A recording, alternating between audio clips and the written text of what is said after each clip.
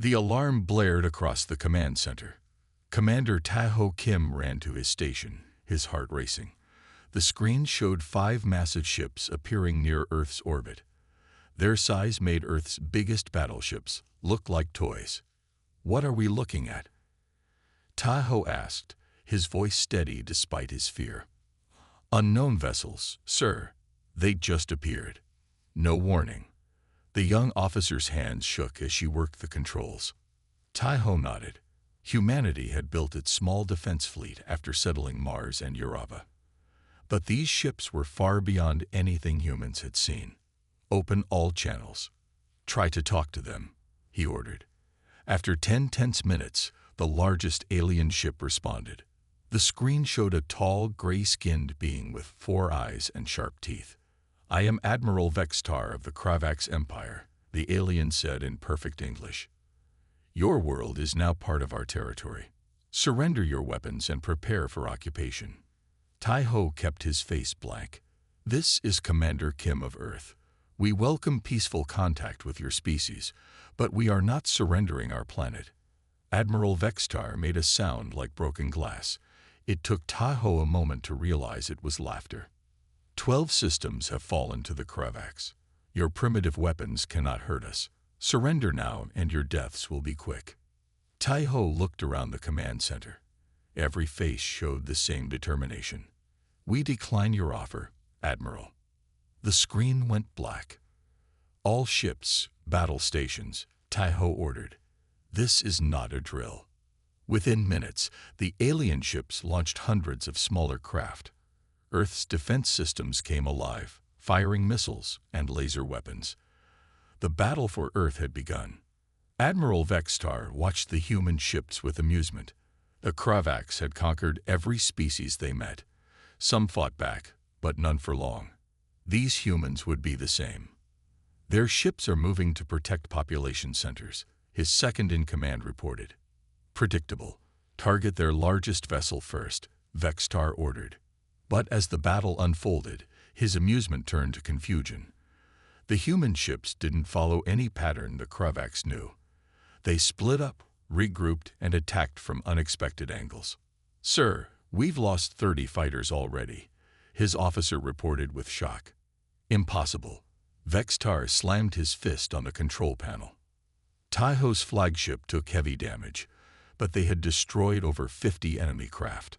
His strategy of unpredictable movements was working. "They expect us to follow standard space combat rules," he told his captains over the secure channel. "But we've never fought aliens before. We have no standard rules."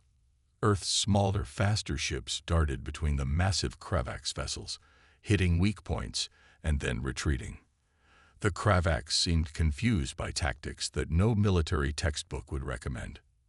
"Sir," a young officer called out, "we've captured their communication frequency. Listen." Tae-ho heard the alien voices, now translated. "These humans fight like madmen. They're ramming our ships. They don't retreat when outgunned." This was supposed to be an easy conquest. Tae-ho smiled grimly. "Send this message to all Earth forces. They expected sheep. Show them wolves." 3 days later, Admiral Vextar faced the High Command via hologram.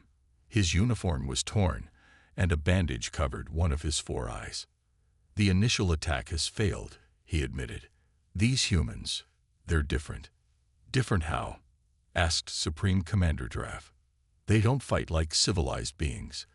They take suicidal risks. They ignore tactical doctrine. When outmatched, they become more aggressive, not less." "Interesting," Drav said. "Return to base. We will prepare a proper invasion force. With respect, Supreme Commander, I recommend caution. These humans..." Vextar's voice dropped. "They fight like nothing we've seen before." As Vextar's damaged flagship limped away from Earth, he watched the blue planet grow smaller on his screen. The humans had won this round, but the Kravax would return. What Vextar didn't know was that humanity was just getting started. 3 months after the first attack, the Kravax returned. This time, they'd brought 5 times more ships. Earth's early warning systems gave people only 6 hours to prepare. Major Jiwu Park stood on a hill in rural Canada, watching the alien ships descend through the clouds. Unlike the first attack, the Kravaks were now targeting remote areas away from major cities. "Smart move," Jiwu said to her team. "They're learning." Her radio crackled. "All ground forces, this is Commander Kim. Space defense has failed. The Kravaks have broken through. Implement Plan Delta." Jiwu nodded grimly. Plan Delta meant the aliens had established landing zones. The real fight would be on the ground now. "You heard him," she told her soldiers. "Remember your training. These aliens expect us to fight like them. We won't." On the Kravaks command ship, General Krull reviewed the invasion plan. After their embarrassing defeat 3 months ago, the Kravaks had studied human military history. They would not underestimate these creatures again. "Our forces have established bases in these remote regions," his officer reported, pointing to maps showing Canada, Siberia, and the Australian outback. "Good. The humans cannot defend everywhere at once. We will build our strength and then strike their cities." "Sir, we've lost contact with Base 7. Kroll frowned. "How?" "They landed only 2 hours ago." "Unknown, sir. Their last message mentioned humans appearing from underground." Jiwu's team moved through tunnels dug weeks earlier. Earth had used the 3 months to prepare. While the Kravaks expected traditional defense, humans had other plans. "Remember," Jiwu told her soldiers as they approached the alien base, "they're bigger and stronger than us, but they're also arrogant and predictable." Her team emerged from hidden tunnel exits inside the alien perimeter. The Kravaks never thought to look below their feet. Why would they? On their worlds, enemies always attacked from the front. "Begin Operation Hornet's Nest," Jiwu ordered. Around the world, human forces weren't trying to defeat the Kravaks directly. They were using hit-and-run tactics, destroying supplies, damaging communications, and then disappearing. In a secret lab beneath Seoul, Dr. Subin Lee studied a captured Kravaks weapon. Her team had been working day and night to understand alien technology. "Their power systems are actually simpler than ours in some ways," she told the military officers watching her work. "They focused on size and strength, not efficiency." An explosion shook the building above. "How long until you can adapt their weapons for our use?" General Wong asked urgently. Subin didn't look up from her work. 2 weeks. Maybe less if I don't sleep." "Earth might not have 2 weeks, Doctor." She finally looked at him, her eyes red from exhaustion. "Then I won't sleep." On day 5 of the invasion, the Kravaks suffered another shock. A young officer named Do-hyun Kang was captured when his scouting ship crashed. He expected torture or execution. The Kravaks always killed prisoners. Instead, humans treated his wounds and gave him food and water. "Why do you help me?" he asked the human medic. "I am your enemy." The medic shrugged. "Because you're hurt, and because that's what humans do." Do-hyun was confused. Kravak's teaching said humans were violent savages, but these actions didn't match what he had been told. General Krull smashed his fist through a display screen. "How can we be losing to primitives? We control space. We have superior weapons, superior numbers." "Sir," his second-in-command said carefully, "the humans don't fight. Normally, they hide, then strike, then vanish. They destroy our supplies instead of confronting our soldiers. They sacrifice small groups to trap larger ones. No species fights this way. It's not honorable." "Sir, I don't think humans care about fighting with honor. They just care about winning." Krull snarled. "Then we will show them real war. Prepare the orbital bombardment." What the Kravaks didn't understand was that humans had been fighting each other for thousands of years. And in that time, they had learned that survival matters more than honor. The real battle for Earth was just beginning. 1 year had passed since the Kravaks first attacked Earth. What they planned as a quick victory had become a long, costly war. Stories of human resistance spread across the galaxy. Ambassador Yunji Choi sat in a dark room beneath the ruins of Geneva. Across from her were three aliens unlike the Kravaks. They had smooth blue skin and large, gentle eyes. "We are the Tellurians," the tallest one said. "We have watched your fight against the Kravaks Empire. You have done what no one else could." Yunji kept her face calm, though her heart raced. "And why have you come to Earth now?" "To help, and to learn." The alien placed a small device on the table. It projected a map of the galaxy. "The Kravaks rule 12 systems, including ours. For centuries, no one has successfully fought them. Until you." In a Kravaks prison camp in what was once Australia, humans were kept in metal cages under the hot sun. The aliens believed no species could survive such treatment for long. They were wrong. Major Ji Woo Park and 50 soldiers crawled through the desert at night. They had painted their bodies to match the sand. The Kravaks guards, with their advanced technology, never thought to simply look down. "Remember," Ji Woo whispered to her team, "prisoners first. Then we deal with the guards." The rescue mission began at midnight. The Kravaks were shocked when alarms blared. Humans appeared from nowhere, freeing prisoners and overwhelming guards with simple but effective weapons. Ji-woo found something unexpected in the commander's quarters: files showing plans to destroy Earth completely rather than risk losing the war. The Tellurian observers watched human children playing in an underground shelter. Despite a year of war, the children laughed and created games with almost nothing. "Remarkable," said the Tellurian scientist. "Their young show unprecedented adaptability. Most species' offspring would be traumatized." Another Tellurian studied medical reports. "Their bodies can survive conditions that would kill us. They sleep only a third of each day. They can live for days without water, weeks without food." The third Tellurian, a military expert, reviewed battle footage. "They keep changing tactics. The Kravaks cannot predict them because humans themselves don't know what they'll do until they do it." Do Hyun Kang had made his choice. After months as a prisoner, where humans treated him better than the Kravaks treated their own soldiers, he now helped translate Kravaks communications. "Another fleet is coming," he told Commander Tae-ho Kim. "But something is different. There are ships from other systems too." Tae-ho frowned. "The Kravaks are bringing allies." Do-hyun shook his head. "Not allies. Slaves. Species they conquered who fight for them because they must." "Can we contact these other species?"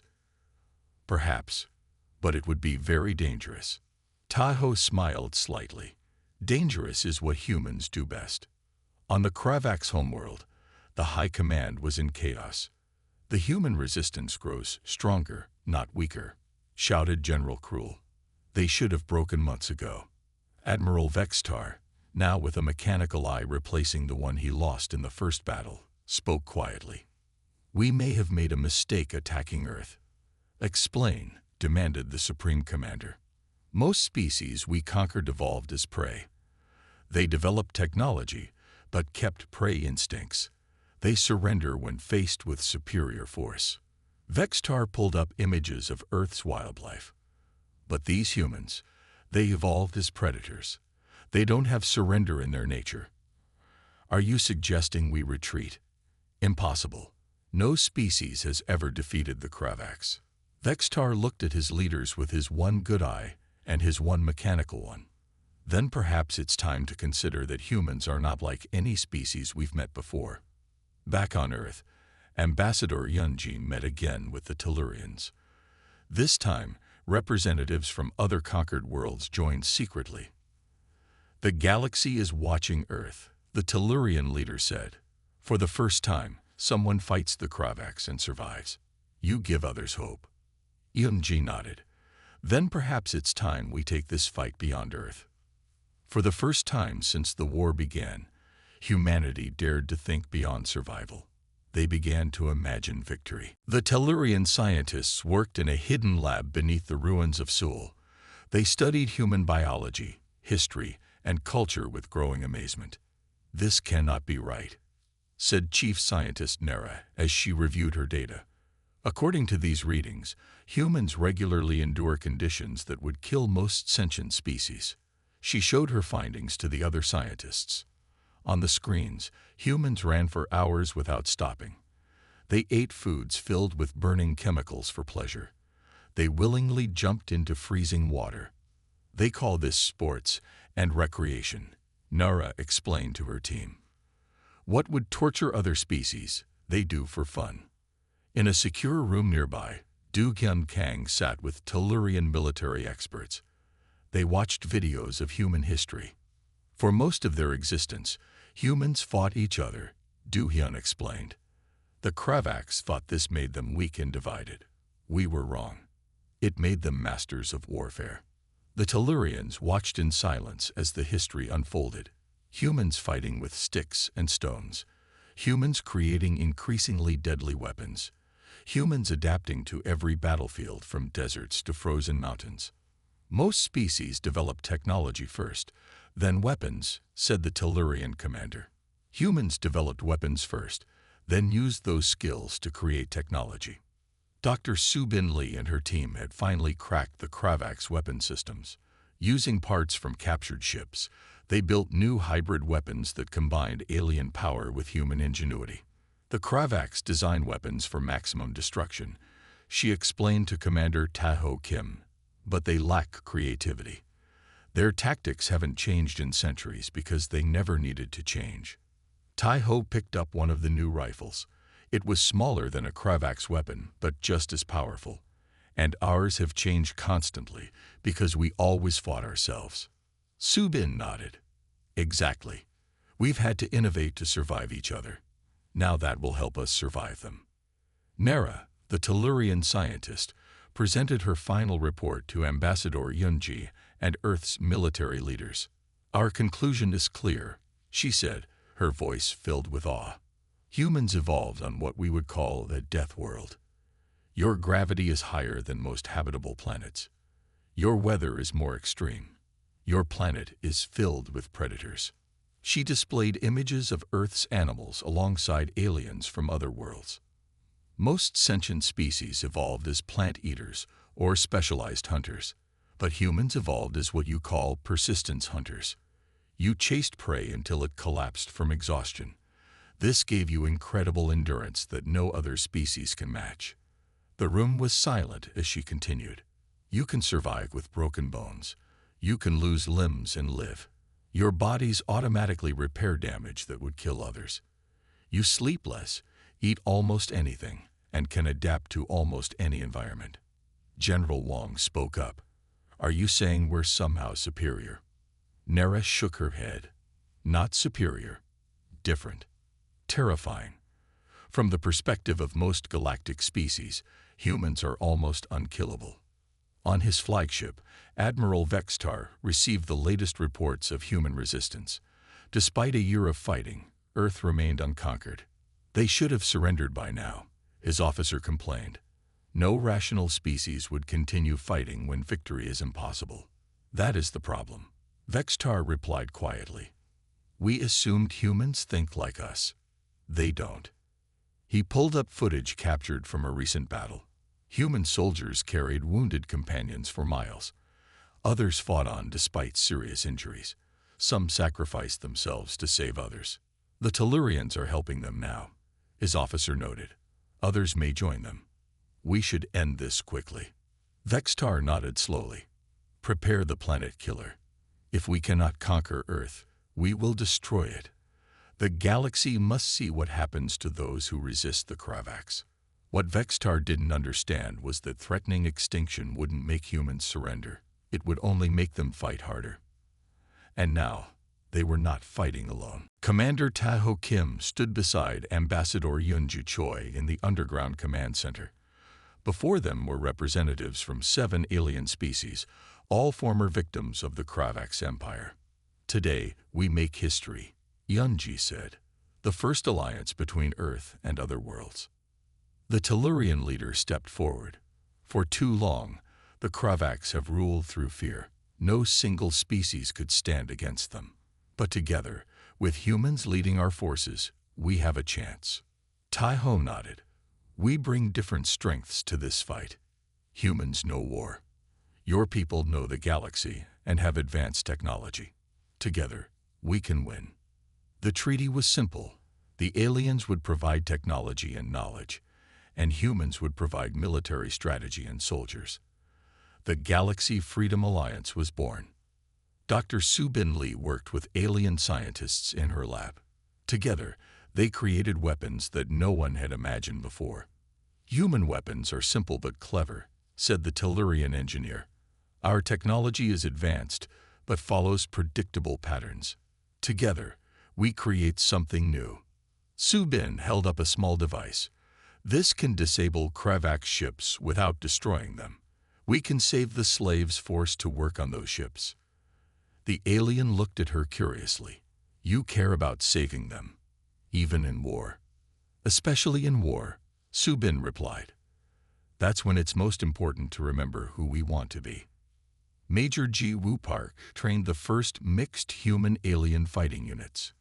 It wasn't easy. The aliens were not built for combat like humans were.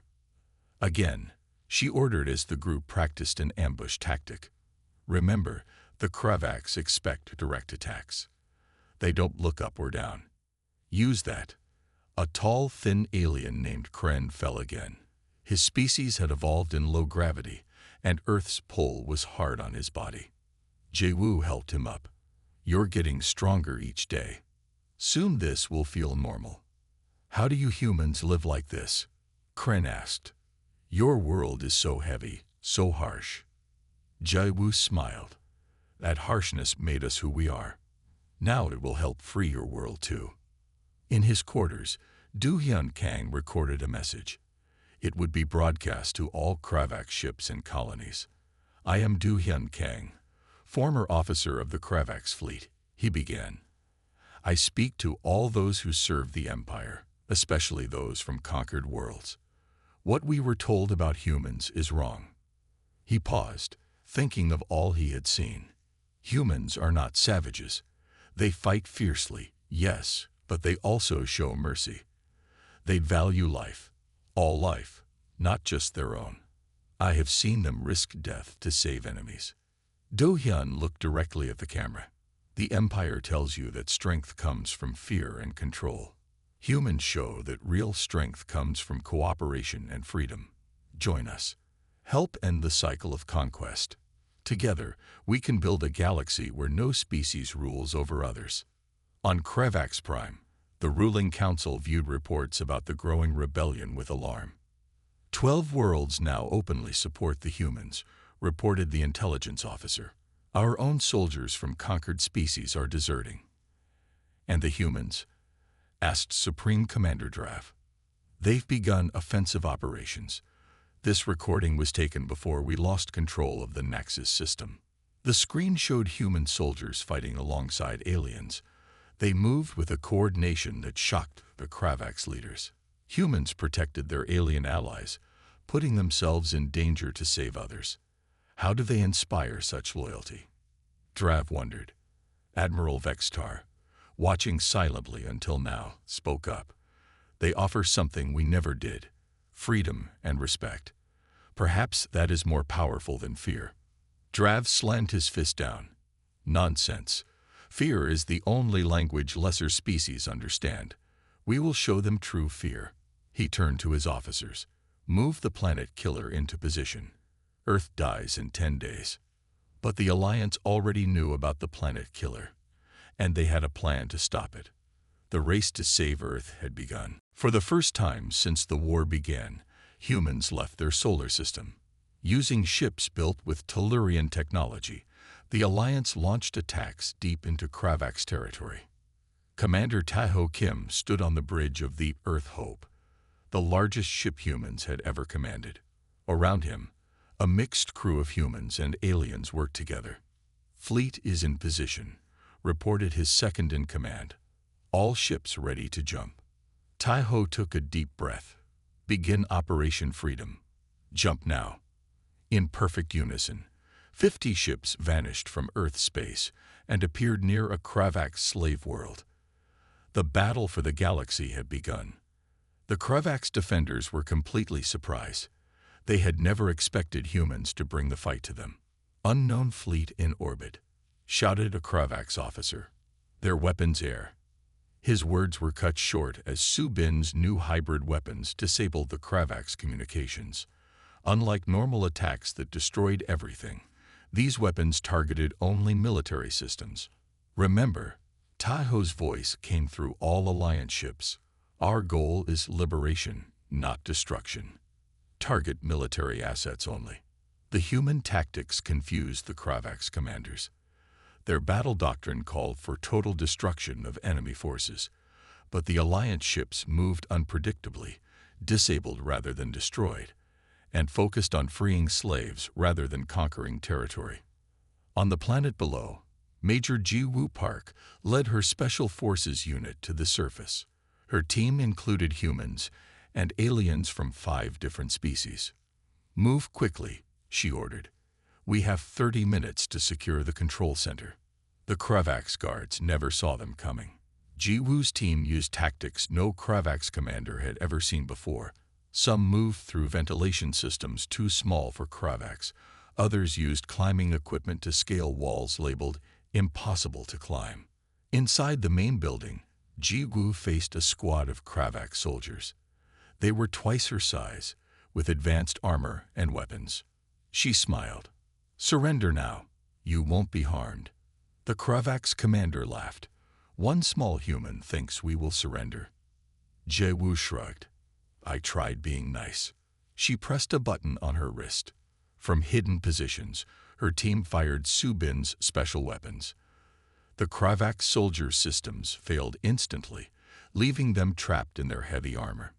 Within 20 minutes, the entire control center was captured without a single death. Do-hyun walked among the freed slaves, translating the humans' messages. "You are free now," he told them in 6 different languages. "The Alliance does not want to rule you. We want you to join us as equals." A small child from a species with 4 arms approached him. The Kravax said humans eat children. "Is that true?" Do-hyun knelt down. "No, humans protect children, all children, not just their own. That's why they fight so hard." He pointed to a human soldier sharing food with local children. "Humans care more about saving others than saving themselves. That's what makes them different from the Kravax." In her hospital bed on Earth, Ambassador Yeonji continued working despite her injuries from a recent Kravax attack. She spoke with leaders from 20 worlds now. "The liberation of Naxos proves what we've said all along," she told them. "The Kravax are not invincible. Together, we can end their empire." A message interrupted her meeting. It was from Tai-ho. "Second and third target worlds secured. Minimal casualties. Thousands freed. Moving to Phase 2. Yeonji smiled despite her pain. The Alliance had liberated 3 Kravax systems in just 1 week. Species that had been enslaved for generations were now free. On Kravax Prime, Admiral Vexstar faced angry leaders. "How is this possible?" Supreme Commander Drav shouted. 3 systems lost to these primitives. Vexstar remained calm. "They are not fighting like primitives. They're fighting like humans. And that's what we don't understand." "The planet killer will be ready in 5 days," another leader said. "Once Earth is destroyed, this rebellion will end." Vexstar wasn't so sure. What he had seen suggested that destroying Earth might only make the humans fight harder. And now they had brought that fight to the stars. The galaxy was changing, and humans were leading that change. The Alliance forces pushed deeper into Kravax space. With each world they freed, their army grew larger. Former slaves became allies, eager to fight their old masters. Tai-ho's fleet approached the Kravax military archive world, Arcturus. This planet held the Empire's history and secrets. "We need to capture their records intact," Tai-ho told his officers. The answer to stopping the planet killer may be there. Jiwu and her special team prepared for the most dangerous mission yet. They would drop onto the planet while Taiho's fleet distracted the Kravak's defenses. We may not all come back from this one, Jiwu told her team honestly. No one backed out. The battle for Arcturus was fierce. The Kravaks fought harder to protect their secrets than they had for any other world. Jiwu's team landed in the middle of heavy fighting. They raced through burning buildings toward the central archive. We have 15 minutes before they can destroy the data, Jiwu shouted over the sounds of battle. Inside the massive library, they found something unexpected. Du Hyun was already there. He had infiltrated ahead of them, using his knowledge of Kravak security. I found something you need to see, he said urgently. Something that explains everything. While the battle raged outside, Jiwu and her team watched ancient recordings from the early days of the Kravak's empire. What they saw shocked them. The Kravaks weren't always conquerors, Du Hyun explained as the images played. They were once conquered themselves. The recordings showed a terrible war from long ago. The Kravaks' home planet was invaded by a species even more powerful than they were. These invaders, called the Vox, nearly wiped out the Kravaks. The Vox are gone now, extinct for 1,000 years, Du Hyun said. But they left the Kravaks with a terrible lesson. Conquer or be conquered. Jiwu watched the old images with new understanding. So they became what they feared most. While downloading the archive data, they found Admiral Vextar's personal logs. His first entry about Earth was surprising. I recognized the potential in humans from our first battle, Vextar had recorded. They fight like the ancient Vox, with creativity, adaptability, and terrible determination. If allowed to spread into the galaxy, they might become the new conquerors. Jiwu looked at her team. He wasn't trying to conquer us because we were weak. He was trying to destroy us because he feared we were strong. Do Hyun nodded sadly. The Kravaks believe the only way to survive is to be the most feared species in the galaxy. They see in humans what others once saw in them. Back on the flagship, Taiho and Yeonji, now recovered from her injuries, reviewed the discovered information with their Alliance Council. The planet killer will reach Earth in 3 days, Taiho said grimly. But now we know how it works and how to stop it. We also know why the Kravaks fight as they do, Yeonji added. They were victims once, just like the worlds they conquered. Jiwu spoke up. Does that excuse what they've done? No, Yeonji said firmly, but it helps us understand. And understanding an enemy is the first step to ending a war. Do Hyun, now fully accepted as part of the alliance, stepped forward. There's another way this could end, not with more destruction, but with something the Kravaks have never tried. Peace. The room fell silent. The Kravaks have only known conquest for 1,000 years, Do Hyun continued. They believe it's the only way to survive. What if we showed them another path? Taiho looked skeptical. You want us to offer peace, after all they've done? Yeonji considered this carefully.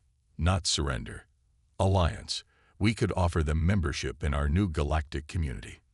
They would never accept, Jiwu argued. Perhaps not, Do Hyun said. But offering them a choice would prove we are not what they fear, not new conquerors, but something better. The final battle approached. Now they had to decide. Complete victory, or a chance at a different future. The Alliance sent a message to Kravax Prime offering peace. The response came quickly. Admiral Vextar would meet them near the Kravax homeworld. But it was a trap. As the Alliance flagship approached the meeting point, sensors detected the planet killer moving toward Earth. They never intended to talk, Taiho said grimly. Vextar is stalling us while their weapon heads for Earth. Yeonji shook her head. Then we have no choice. All ships, prepare for battle. The largest space battle in galactic history began. 500 Alliance ships against the entire Kravax home fleet. Jiwu and her team boarded a small, fast ship. Their mission was the most dangerous of all. They would slip past the battle, and disable the planet killer from inside. We studied the plans from the archive. Jiwoo told her team. There's a control room at the center. If we can reach it, Dr. Subin's device will shut down the weapon. They approached the massive planet killer, a ship the size of a small moon. As they neared, Kravax fighters spotted them. Evasive action, Jiwoo ordered. Their pilot, a former Kravax slave with 6 arms, moved the ship in ways no human could. They crashed into a landing bay, the impact throwing them against their restraints. Alarms blared as they exited their damaged ship. Move fast, Jiwoo ordered. We have 20 minutes before this thing is in range of Earth. On the flagship, Taiho fought a desperate battle. The Kravax ships surrounded them, trying to prevent the Alliance from reaching the planet killer. Our forward shields are failing, reported his officer. Suddenly, a new voice came over the communication system. It was Admiral Vextar. You cannot win this fight, human, Vextar said. Surrender now. Taiho smiled grimly. We both know that's not how humans work, Admiral. As they spoke, Taiho's ship took more hits. Systems failed across the bridge. But he had to keep Vextar's attention while Jiwoo's team reached the planet killer. Why destroy Earth? Taiho asked. You've seen what humans can do. We could help each other. There was a long pause before Vextar replied. It's too late for that. The cycle of conquest cannot be broken. Inside the planet killer, Jiwoo's team fought their way toward the control room. The corridors were filled with Kravax soldiers. 5 minutes to Earth range, warned her second-in-command. They reached a massive door. Beyond it lay the control center. Plant the explosives, Jiwoo ordered. The door blew open. Inside, they found something unexpected. Do-hyun stood there with 3 Kravax officers he had convinced to help. Some still believe in peace, Do-hyun said. They rushed to the control panel. Subin's device needed 2 minutes to disable the weapon. We don't have 2 minutes, Jiwoo said as more Kravax soldiers approached. Her team prepared for their final stand. Taiho's flagship was badly damaged.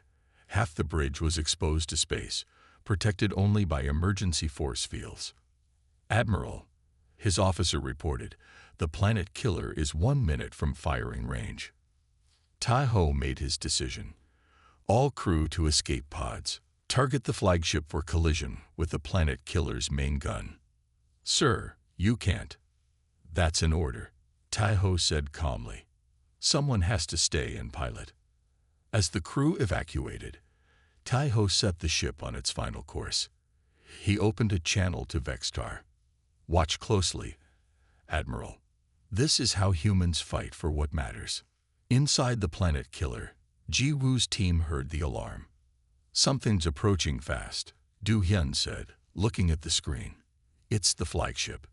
They watched as Taiho's burning ship crashed into the planet killer's main weapon. The entire structure shook. Power failed. Then emergency lights came on. The firing system is damaged, one of Do-hyun's Kravax allies reported. But the self-destruct is active. This station will explode in 5 minutes. Jiwoo looked at her team. Then let's finish the job and get out. They connected Subin's device. The planet killer's systems began shutting down permanently. On his command ship, Admiral Vextar watched in disbelief as the human commander sacrificed himself to save Earth. Why would he do that? Vextar asked aloud. He knew he would die. His officer had no answer. Such sacrifice was beyond Kravax's understanding. As the planet killer drifted powerless, Vextar made the most difficult decision of his life. He opened a channel to all Kravax ships. Stand down, he ordered. The battle is over.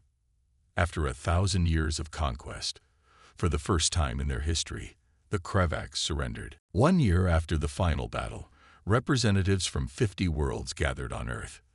The Great Hall in the rebuilt Geneva was filled with species of all shapes and sizes. At the center stood a simple monument, a piece of Taiho's flagship, recovered from space. Major Jiwoo Park, now General Park, stood at attention as the ceremony began. She wore a new uniform with the Alliance emblem, a circle of stars with Earth at the center. "We gather to honor those who gave their lives for freedom," Ambassador Yunji said, opening the ceremony, "and to celebrate the new peace that their sacrifice made possible." The crowd fell silent as the names of the fallen were read. Human and alien alike, they had died together to end the Kravax Empire. In a laboratory nearby, Dr. Subin Lee worked with scientists from 20 worlds. They had turned their skills from weapons to healing. "The neural regrowth is stable," she told her team, looking at test results. "This treatment will help the former Kravax slaves recover from their control implants." A young Tellurian scientist looked up from her work. "It's amazing how quickly humans shifted from war to healing." Subin smiled. "That's always been our way. We can be terrible enemies, but we're better friends." On her desk sat a photo of Taeho and their research team from before the war. She touched it gently before returning to work. Do-hyun Kang walked through the streets of the Kravax capital city.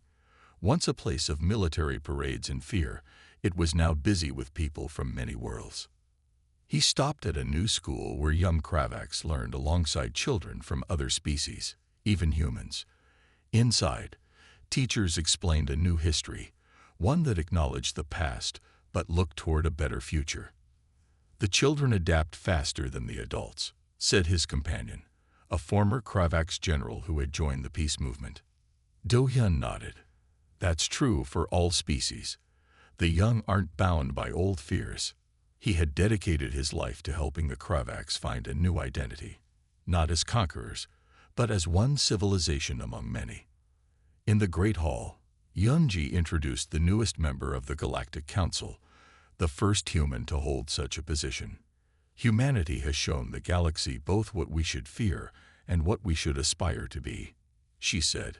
"We can be terrifying in war, but we prefer to build rather than destroy, to heal rather than harm, to lift up rather than control." The alien representatives nodded. They had seen both sides of humanity. The species that fought with unmatched ferocity, and the species that showed mercy to defeated enemies. "The Kravax feared that humans would become the new conquerors," Yunji continued. "Instead, we became the foundation of a new kind of galactic community, one based on cooperation, not conquest." Later that day, Jiwoo stood before a class of cadets from 30 different worlds. They were the first class of the new galactic peacekeeping force. "You've all heard stories about humans," she began. "Some call us the galaxy's deadliest predators. Others call us its greatest hope. The truth is, we're both." She activated a display showing Earth's long history of wars, followed by moments of peace and creation. "What makes humans dangerous isn't our strength or our technology. It's our adaptability, our determination, and most of all, our ability to care about others as much as ourselves." She looked at the young faces before her, so different in appearance, yet united in purpose. "Remember this, the same traits that make someone a terrible enemy can make them a powerful friend. Humans fought so hard against the Kravax not because we love violence, but because we couldn't accept a galaxy ruled by fear." As night fell on Earth, celebrations continued around the world. Humans and aliens danced, ate, and shared stories together. In space, ships from 100 worlds traveled freely through what was once Kravax territory. On their hulls, a new emblem, Earth, the world of humans, now known throughout the galaxy not just as deadly killers, but as the species that ended 1,000 years of conquest and began an age of peace. The galaxy had feared humanity. Now it learned to respect them instead. The end.